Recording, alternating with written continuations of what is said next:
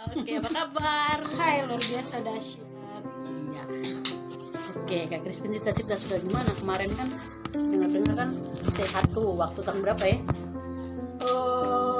Sakitnya tuh sudah hampir 3 tahun. Tapi saya cuek saja, saya pikir itu biasa saja, sakit-sakit biasa, kayak sakit lambung, kayak gitu-gitu. Jadi terfokus dengan pelayanan, nggak peduli sih, nggak peduli dengan apa yang dirasakan, mungkin sakit cuma kecapean saja. Tapi akhirnya saya benar-benar mengalami sakit yang sangat parah, seluruh badan bengkak, tapi saya tetap pelayanan ke pulau lain, ke kota-kota lain begitu.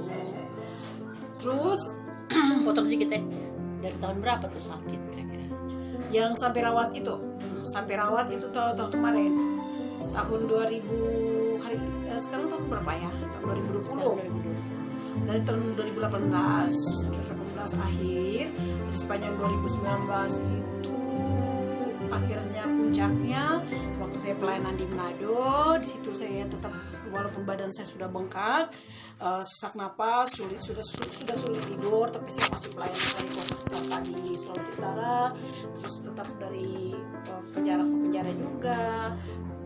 Tapi pada akhirnya saya minta Tuhan, minta tanda untuk saya pulang gitu.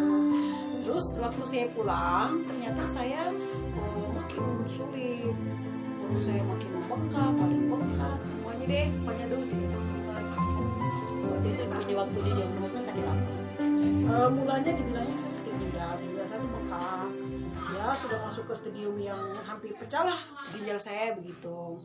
Ngeri juga ya. Iya. Oke, terus apa yang sudah Crispin lakukan setelah tahu diagnosanya itu sakit seperti ini? Saya mencoba terus meyakinkan diri saya bahwa masih ada Yesus yang menolong saya. Terus saya dikasih obat dokter, tapi saya punya keyakinan bahwa saya bisa sembuh, karena kita tahu semua bahwa kalau untuk sakit ginjal itu tidak cepat diatasi, itu bisa lewat. Lalu kemudian sakit ginjalnya sudah dinyatakan sembuh, kok saya masih rasa tidak nyaman di mulut bagian bawah dan sebagainya. Dan sebelum saya sakit ginjal memang saya dibawa ke rumah sakit, saya beriman untuk tidak rawat inap. Akhirnya saya ketahuan sakit ginjal, kemudian saya rasa tidak nyaman dengan perut bawah, bagian bawah. Terus akhirnya disarankan untuk ke dokter kandungan. Akhirnya setelah disarankan ke dokter kandungan, ternyata saya dinyatakan tumor sebesar ya sekitar besarnya sekitar janin 4 bulan. Terus akhirnya kok katanya ginjal saya sudah sembuh, tapi kenapa kondisi saya masih lemah, badan saya masih bengkak lagi, muka bengkak lagi dan sebagainya begitu. Akhirnya bulan depannya lagi kan saya memang dianjurkan untuk ke dioperasi di Kupang, operasi tumor, tapi saya bandelnya karena saya berpikir bahwa saya masih punya iman, Tuhan masih punya cara untuk menolong saya gitu. Akhirnya karena saya rasa tidak nyaman, bulan depannya saya coba USG lagi. Ternyata pada saat USG lagi saya dinyatakan kista juga begitu di bagian kiri.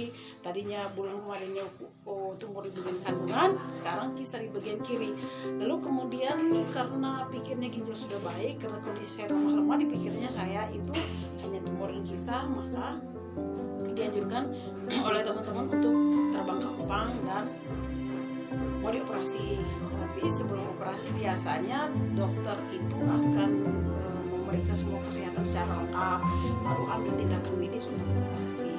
Ternyata setelah diperiksa semua lengkap, saya dinyatakan jantung saya bengkak. Nah, berarti penyakit itu berapa? 4. Dari pertama berapa? 2. Dari pertama 1 dulu, terus ke 1 lagi 2, sama lagi 3, terakhir 4. Sampai di Kupang diperiksanya katanya saya jantung saya bengkak setelah di ronsen begitu. Terus minggu lagi kemudian saya harus di echo jantung saya. Kenapa? Ternyata saya jantungnya bocor, jadi tidak ada sekat. Sekat ini karena bawaan lahir. Cuman biasanya ketika kita dewasa, kalau ada penyakit lain, maka jantung itu akan terbuka sekatnya itu, jadi terganggu. Karena itu bukan karena karena penyakit murni penyakit jantung, tapi memang saya kelainan jantung dari bawaan lahir. Biasanya kalau jantung bocor tidak cepat diatasi, akan bisa terjadi namanya operasi jantung. iman tidak. Saya waktu dokter tanya di ruangan pemeriksaan kelanjutan, dokter bilang, kamu tahu tidak kalau kamu jantungnya kenapa? Saya bilang tidak tahu dokter. Lalu dokter menjelaskan bahwa jantung saya bocor, tapi saya langsung bilang saya ada Yesus. Artinya kenapa saya seperti saya menguatkan diri saya bahwa masih ada pengharapan begitu. Akhirnya saya terus meyakinkan diri saya bahwa Yesus selalu bersama saya. Memotivasi diri dong. Itu Berpengharapan itu iya, berpengharapan obat juga ya. Iya, hati yang gembira adalah obat. Itu kuncinya itu. Walaupun kita minum obat dokter, banyak sekali yang saya melihat para pasien. Saya juga waktu sakit saya sempat-sempatnya pelayanan di rumah sakit, loh, jangan salah. Jadi saya melihat mereka tuh penyakitnya tuh lebih ringan dari saya, malahan saya itu berat sekali. Tapi karena saya berpengharapan pada Yesus, maka saya hati yang gembira adalah obat. Sehingga sekalipun fisik daging saya sakit, tapi hati saya tidak sakit. Sehingga itu sangat membantu proses penyembuhan. Waktu itu kan 4 dari 1 naik sampai 4 itu tahun keberapa? Masih tahun itu juga sebelum itu ketahuan itu sebelum Natal, tahun kemarin, tahun 2000 ini, tahun 2020 2018 akhir sekitar bulan Oktober, Desember 2018 ya? 2018 masuk ke 2019 saya rawat beberapa bulan di Kupang. Setelah selesai rujukan dari BPJS-nya habis, saya balik gitu. Tapi sempat drop juga ke rumah sakit. Tetapi itu juga saya berpikir Tuhan sudah ambil saya, tapi ternyata tidak. Saya teringat bagaimana Tuhan Yesus menyembuhkan anak perwira di Kapernaum. Kalau anak perwira di Kapernaum itu sembuh, maka saya juga sembuh. Dan saya tanya sama Tuhan, karena saya orangnya tidak mau ke rumah sakit kalau Tuhan tidak suruh. Tapi pada akhirnya saya tanya sama Tuhan, boleh nggak saya ke rumah sakit? Kalau Tuhan boleh memperbolehkan saya ke rumah sakit, maka Tuhan membuka saya jalan. Dan pada akhirnya kalau saya di rumah kami cuma ada sepeda motor, saya pikir adik saya kalau bawa saya ke rumah sakit, memang rumah sakit dekat, tapi sangat tidak memungkinkan untuk saya duduk di motor karena saya sudah tidak bisa bangun dari tempat tidur. Kalaupun saya bangun, dibangunkan karena sudah sesak napas dan saya tidak bisa bernapas lagi. Saya berpikir ya kalau Tuhan ambil ya sudah, tapi Tuhan ampuni saya semua. Tolong bantu saya untuk bisa membereskan dosa-dosa saya. Mungkin saya sakitin orang dan sebagainya, ada sesuatu masalah keuangan dan sebagainya yang belum sempat beres dengan teman-teman. Tuhan tolong saya agar Tuhan punya cara untuk membantu saya. Lalu kemudian akhirnya saya dibawa, Tuhan kasih saya tanda, dan saya tiba-tiba adik ipar saya telepon ke rumah sakit minta bantuan ambulans, dan saya dibawa ke rumah sakit. Jadi saya dirawat di rumah sakit 4 hari. Begitu jantung saya, puji Tuhan, saya sudah makin hari makin baik. Tadinya tidak bisa jalan walaupun fisik saya ini, tapi semua tulang-tulang otot-otot saraf rumah sakit.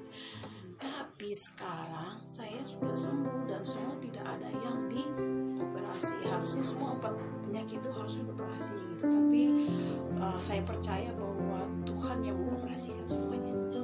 Itu ceritanya. Jadi tetap berpengharapan kalau kita lagi sakit sekalipun, tetap berharap sama Tuhan gitu. Ya, saya ingat dulu tuh teman-teman. Jadi dulu pas tahun 2019 saya sama teman saya sempat jemput. Iya, SPJ rumah sakit itu kelihatan beliau sama sekali. Tapi hari ini luar biasa sekali, makanya ketemu saya lagi ya. jadi saya punya kerinduan untuk ngobrol-ngobrol sama Christine, untuk berbagi bahwa memang hidup di dalam Tuhan itu selalu ada pengharapan, selalu ada jalan keluar. Jadi sebenarnya gini, Yesus itu penyembuh. Jadi gini, bukan kebetulan, tapi saya memang dikaruniakan berbahasa roh sama Tuhan. Jadi banyak orang yang tidak tahu bahasa roh itu bilang, mana mungkin sih bahasa roh itu tidak menyembuhkan. Tapi Alkitab kan nulis bagaimana keintiman kita dengan Tuhan. Makin kita intim dengan Tuhan, maka kita bisa berkomunikasi dalam roh dalam roh yang Bapak sendiri yang mengerti bahasa itu. Dan saya sangat membangun diri saya dengan bahasa roh. Terus waktu saya ingat sekali waktu saya sakit, perutnya sangat membesar. Tetapi yang dahsyatnya begini, saat seperti itu harusnya saya sedang mengasihani diri saya, karena saya kan perutnya sangat besar kayak orang hamil gitu kan. Tapi Roh Kudus bilang, kamu bangun, kamu jangan manja dengan penyakit kamu. Bayangkan saya lagi tidur dan sudah berbulan-bulan saya tidak bisa tidur, saya butuh tidur. tapi Tuhan suruh saya bangun mendoakan siapa? Mendoakan orang-orang. Bayangkan bagaimana ketika saya sakit dan Tuhan suruh saya mendoakan orang-orang, saya disuruh mendengar suara Tuhan. Dan di situ saya bersemangat sekali. Di dalam Tuhan memang tetap seperti sudah bilang sudah kayak tadi, bahwa kita dalam Tuhan ada pengharapan. Jadi saya tetap berharap bahwa penyakit ini boleh ada dalam tubuh, tapi kasih Tuhan tidak boleh hilang. Tuhan Yesus terus mengasih, saya percaya bahwa kasih Yesus itu tetap dalam saya, sehingga saya merasakan nyaman. Saya rasa tidak putus asa karena saya sakit seperti itu. Saya jangan waktu itu ya saya diperhadapkan dengan sebuah ujian, bisa-bisa saya mengutuki Tuhan karena gini, Tuhan saya sudah lama sekali melayani Tuhan, saya sudah berkorban melayani Tuhan, tapi proses bahkan nyawa sendiri pun Tuhan mau ambil, tapi saya tetap mengucap syukur bahwa semua itu baik, adanya begitu baik untuk saya. Karena kalau saya tidak mengalami kayak gitu, yang paling sadis teman-teman semua tahu ya, temanku ini tahu juga, kami 2 tahun di penjara karena pelayanan penginjilan dan sebagainya di penjara. Tapi hal yang sangat ini, tantangan berikutnya lagi itu, nyawa mau diambil juga. Tetapi di situ Tuhan cuman menguji sejauh mana. Jadi tujuan daripada sakit yang saya alami itu untuk kemuliaan Tuhan. Bayangkan Bapak Ibu, teman-teman semua, kalau misalnya saya tidak sakit, pasti saya tidak akan bersaksi, ya kan? Tidak akan bercerita bagaimana saya mengalami Tuhan. Gitu. Karena kan 4 penyakit ini sangat berbahaya kalau tidak hati-hati. Bang tadi apa ya? Ya, Yang pertama ginjal, ginjal. terus yang kedua tumor di kandungan, ya berkandungan, terus yang ketiga kista di bayangkan tuh guys, 3 itu berbahaya semua, sama yang keempat jantung bocor itu berbahaya semua ya. Kalau ginjal itu kan pusat ya, kalau setahu saya, kalau dokter bilang kan semua darah peredaran kan kembali ke situ. Jadi kalau orang sudah ginjal itu biasanya orang bilang aduh habis kan tinggal sedikit lagi kalau pecah terus sampai ke tumor itu kan biasa orang bilang oh ya tidak ada obat itu terus tumbuh lagi ya. Terus yang ketiga apa, kista itu juga sama. Keempat bisa pendarahan. Teman-teman saya ada yang jantung datang bulan. Jadi itu 4 tuh penyakit tuh yang menurut dokter itu yang parah semua sih. Tapi lihat kalau kita takut sama Tuhan, kita hidup dalam Tuhan, percaya kecil. Amin. Jadi waktu selama saya sakit tetap kita sama Tuhan. Ya. Saya mendoakan orang, tetap pelayanan. Jadi banyak teman-teman di Facebook, Jadi saya pelayanan online gitu. Ya. Jadi tetap buat renungan, pengalaman saya dengan Tuhan. Banyak sekali teman-teman yang diubahkan. Justru pada saat saya sakit itu mereka merasa diubahkan, tapi mereka nggak tahu kalau saya itu sedang sakit. Lalu kemudian mereka terus, kami minta doa, Kak, doain kami ya Kak. Padahal sebenarnya secara manusia saya yang membutuhkan doa. Tapi saat-saat seperti itu dalam kelemahan, kuasa Tuhan malah sempurna. Oh jadi kalau saya dengar nih dari ceritanya teman saya Kristen itu, jadi yang pertama itu kita belajar, jadi kita harus belajar kalau Tuhan juga mau supaya kita juga bukan hanya meminta pulang. Iya, jadi alami sendiri. Ketika lu sakit, bagaimana lu mempraktekkan firman itu, menghidupi firman, ya, menghidupi firman itu. Terus ketika kita menderita, apakah kita masih bisa terus memuji Tuhan? Ketika kita melakukan bagian kita, Tuhan akan melakukan bagiannya. Tapi kan tetap waktu itu Facebook dokter juga.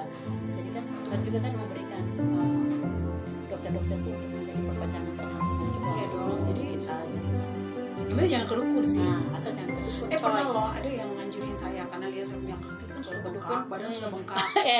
Karena mereka bilang gini, kalau penyakit kayak saya itu sangat sulit sembuh gitu kan. Jadi ke dukun aja, maksudnya ada obat tradisional dan sebagainya yang bisa menyembuhkan. Tapi saya menolak karena saya punya Tuhan. Firman Tuhan bilang orang yang rendah hati diberikan jalan, jalannya gitu. Jadi saya ditunjukin jalan oleh Tuhan. Saya obat, saya juga minum obat tradisional. Bukan obat ya, obat herbal seperti apa ya, kayak tanaman-tanaman atau makanan-makanan yang seperti misalnya Tuhan berikan makanan yang organik lah. Ya, makanan organik yang apa, tujuan untuk apa, untuk misalnya kayak sayur-sayuran itu kan untuk fungsi untuk ginjal, untuk ini. Jadi kita makan dari sayur-sayuran yang berfungsi untuk menyembuhkan penyakit ini.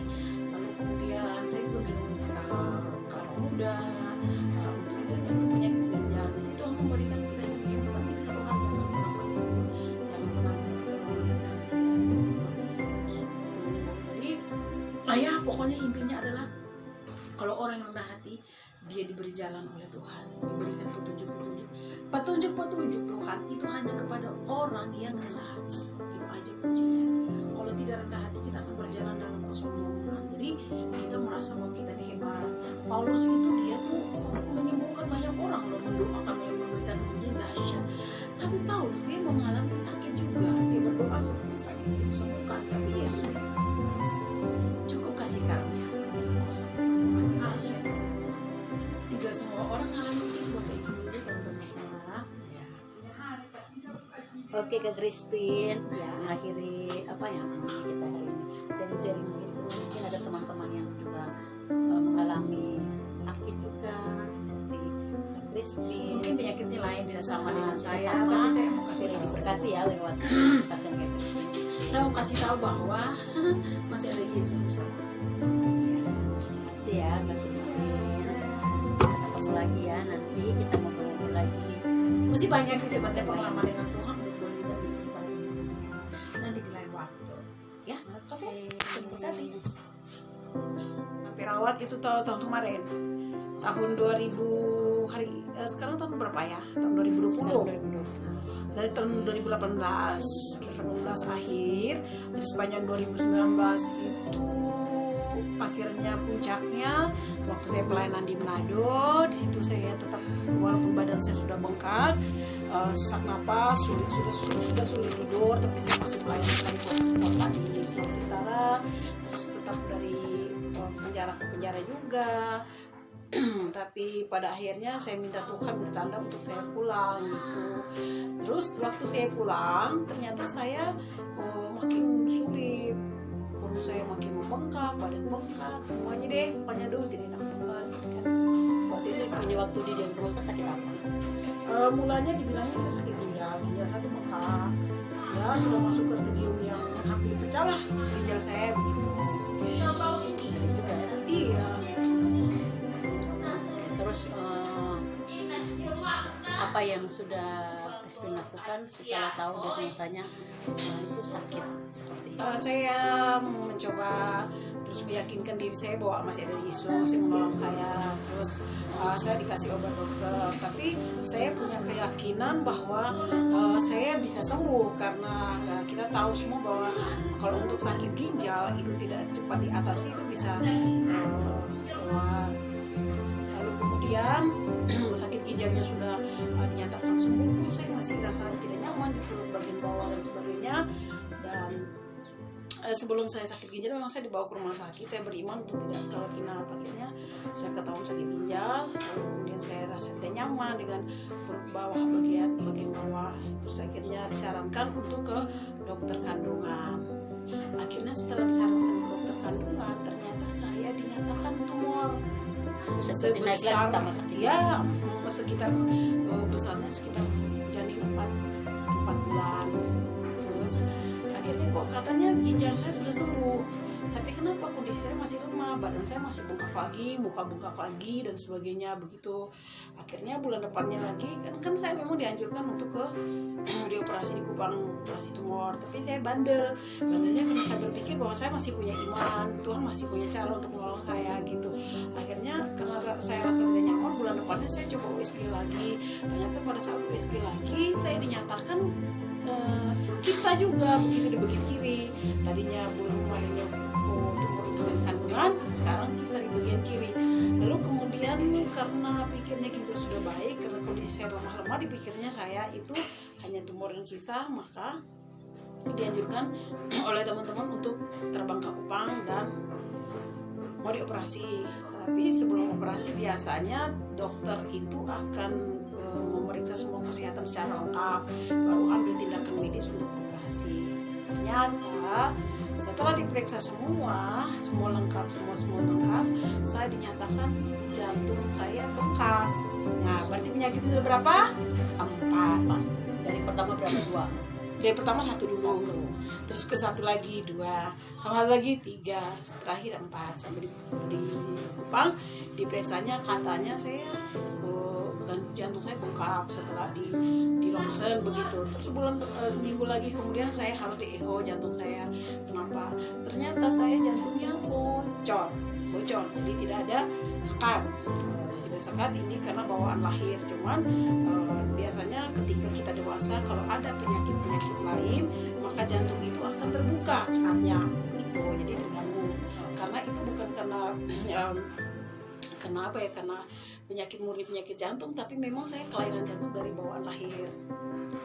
Biasanya kalau jantung bocor tidak cepat diatasi akan bisa terjadi namanya operasi jantung, pasang ring dan sebagainya. Tapi saya beriman tidak. Saya waktu dokter tanya di ruangan pemeriksaan kelanjutan, dokter bilang, kamu tahu tidak kalau kamu jantungnya kenapa? Saya bilang tidak tahu dokter. Lalu dokter menjelaskan bahwa jantung saya bocor. Tapi saya langsung bilang, saya ada Yesus. Artinya kenapa saya seperti saya menguatkan diri saya bahwa masih ada pengharapan begitu.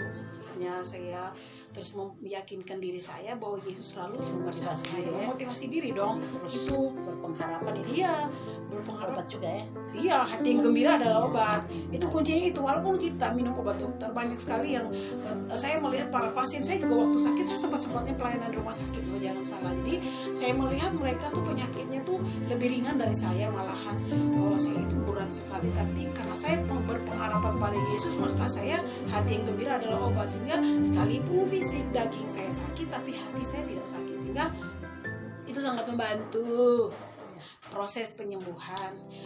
Waktu itu kan 4 dari 1 naik sampai 4 itu 4-nya tahun keberapa? Masih tahun itu juga. Sebelum itu ketahuan itu sebelum Natal. Tahun kemarin tahun 2000 ini tahun 2020 2019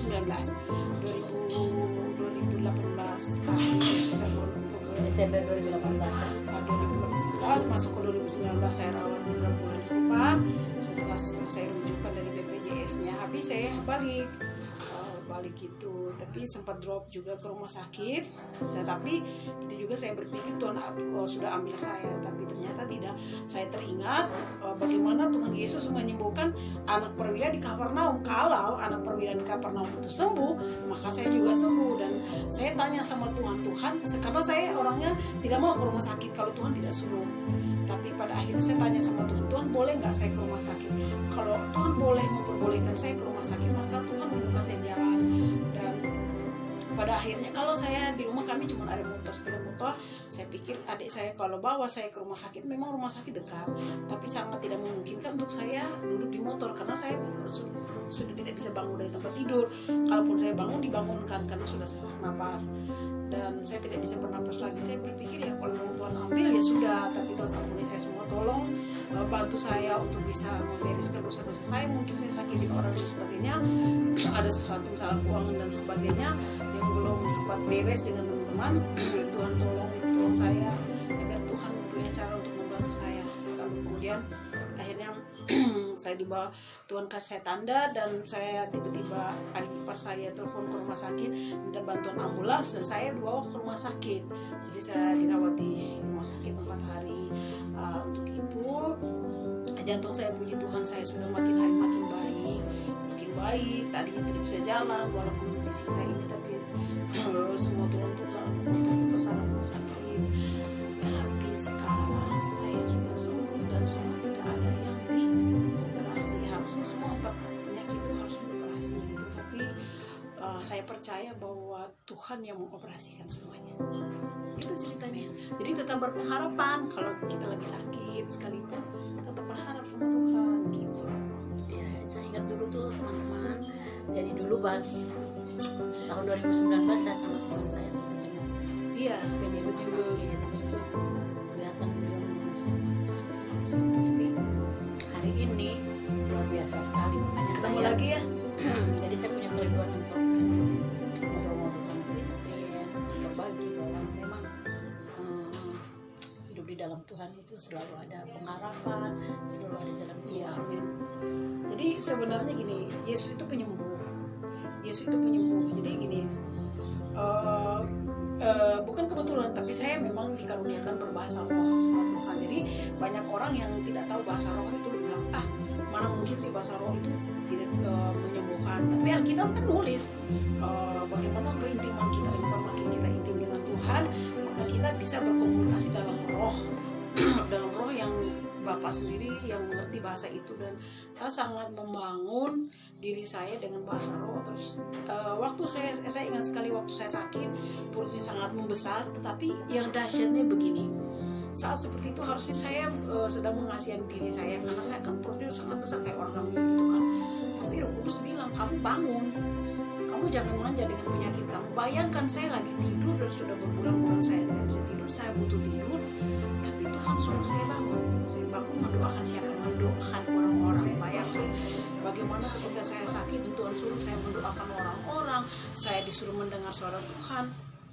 Dan di situ saya bersemangat sekali bahwa di dalam Tuhan memang tetap seperti sudah bilang sebelum kayak tadi, bahwa kita dalam Tuhan ada pengharapan. Jadi saya tetap berharap bahwa penyakit ini boleh ada dalam tubuh kita, tapi kasih Tuhan tidak pernah hilang dalam hidup kita. Tuhan Yesus terus mengasihi. Saya percaya bahwa kasih Yesus itu tetap dalam saya, sehingga saya merasakan nyaman.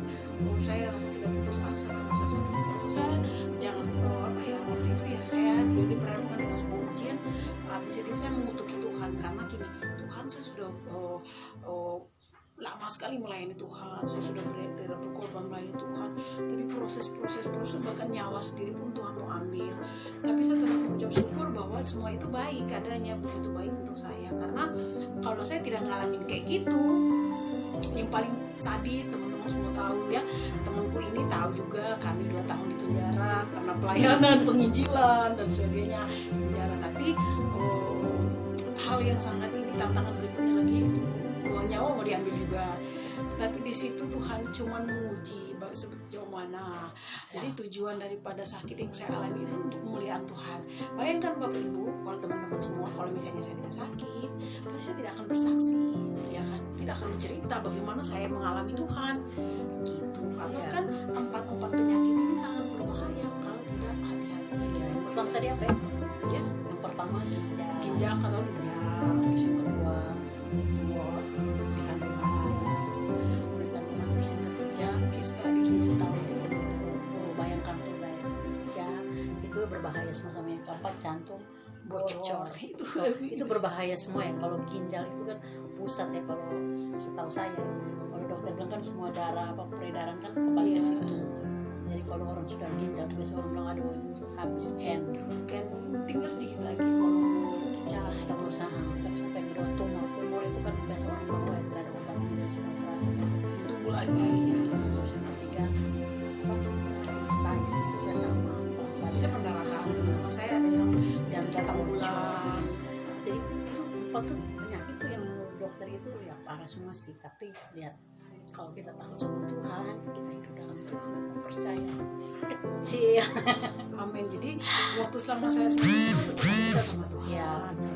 Saya mendoakan orang, tetap pelayanan. Jadi banyak teman-teman di Facebook, Jadi saya pelayanan online gitu. Ya. Jadi tetap buat renungan, pengalaman saya dengan Tuhan. Banyak sekali teman-teman yang diubahkan. Justru pada saat saya sakit itu mereka merasa diubahkan, tapi mereka nggak tahu kalau saya itu sedang sakit. Lalu kemudian mereka terus kami doain kami ya Kak. Padahal sebenarnya secara manusia saya yang membutuhkan doa. Tapi saat-saat seperti itu dalam kelemahan kuasa Tuhan malah sempurna. Oh jadi kalau saya dengar nih dari ceritanya teman saya Kristen itu, jadi yang pertama tuh kita belajar, jadi ketika kita sudah melayani, kita umum firman Tuhan juga mau supaya kita juga bukan hanya umum tapi juga melakukan. Iya, jadi alamnya sendiri. Ketika lu sakit, bagaimana lu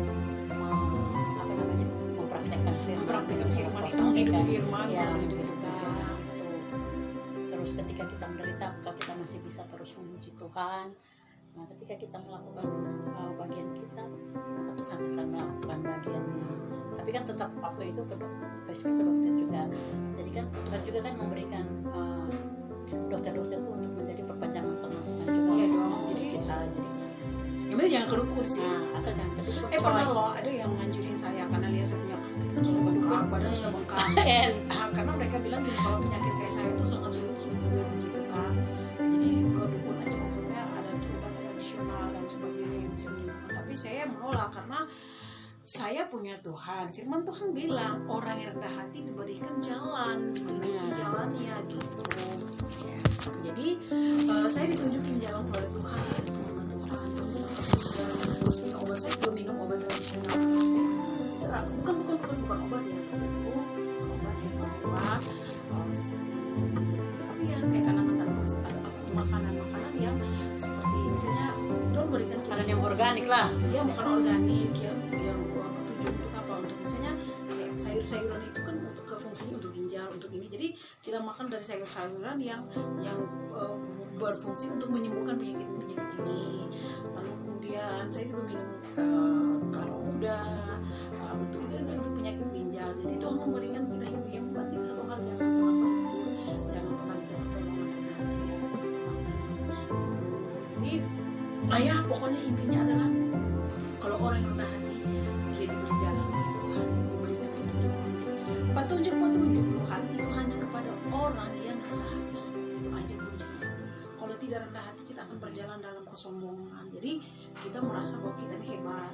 Paulus itu dia tuh menyembuhkan banyak orang loh, mendoakan, memberitakan Injil dahsyat. Tapi Paulus dia mengalami sakit juga. Dia berdoa supaya sakitnya disembuhkan. Tapi Yesus bilang cukup kasih karunia kalau sampai sempurna dahsyat. Tidak semua orang mengalami itu kayak gitu. Oke Kak Crispin, ya akhiri apa ya? Sharing mungkin ada teman-teman yang juga mengalami sakit juga seperti Kak Crispin. Mungkin penyakitnya lain tidak sama dengan saya, sama, tapi saya mau kasih boleh tahu. diberkati ya lewat kesaksian Kak Crispin. Saya mau kasih tahu bahwa masih ada Yesus bersama. Iya. Terima kasih ya Kak Crispin. Kita ketemu lagi ya nanti, kita ngobrol-ngobrol lagi. Masih banyak sih sebenarnya pengalaman dengan